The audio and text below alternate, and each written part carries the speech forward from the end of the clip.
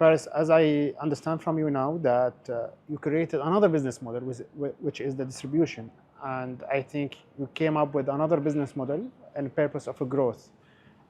So can you tell me about if you had any challenges in the first business model to come up with the second one, and why the second one?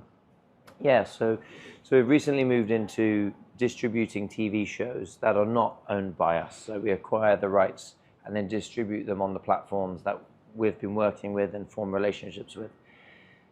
We had gone through that process ourselves. So we had done it for our own shows and then realized that this is a service that we could offer other people. What I had realized is whilst we had increased our revenue year on year, we hadn't increased our business value, because nobody wanted to buy a business that when you pay the founder of the business for the business, that when he leaves, now there's no value in the business because I was the host of the shows, I was the producer of the shows, I was also highly involved in most of the sponsorship for the shows as well, getting those.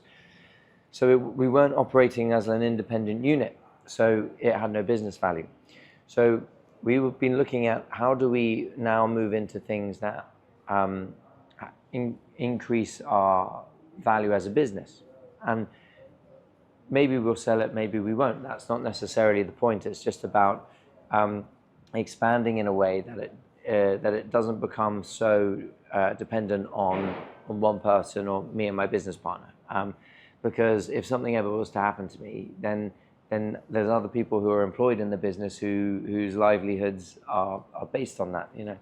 So the distribution business is great because we acquire rights to shows and then we license it to broadcasters and get money coming in every quarter until they decide they don't want the show anymore. So it has an ongoing revenue stream, and that means that it builds value in the business.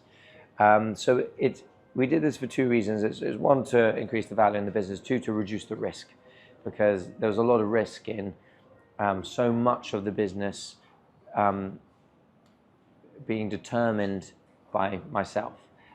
So now if something were to happen to me, God forbid, or even maybe it was even that I lost my motivation, you know, that the business could continue and that the people involved in the business could continue to work on things, that we'd have other shows with other hosts, other producers. We'd have a line of business in terms of distribution, which had nothing to do necessarily with me, so that I could be part of making it good, but that I'm not the significant piece, so that other people can continue those lines of work. Very interesting. What about the competition? Do you have a competition in such a type of market? Yeah, look, I suppose anybody in my space is competition, whether they're, you know, social media content creators, Steven Spielberg creating big movies. They're all competing in the space. But I think the way to look at competition, there's so much more advantage in collaboration and seeing them as people that you can work with and learn from, than it is to see them as competition. Because if they are doing something really great, then, you know, you can learn from that. But more often than not, there are ways that you can fill each other's missing pieces to do something even better. So generally, I don't look at competition as a negative thing, because I think there's enough space for everybody, you know. And some competitors actually break the frontiers of new markets, which then opens it up for everybody else.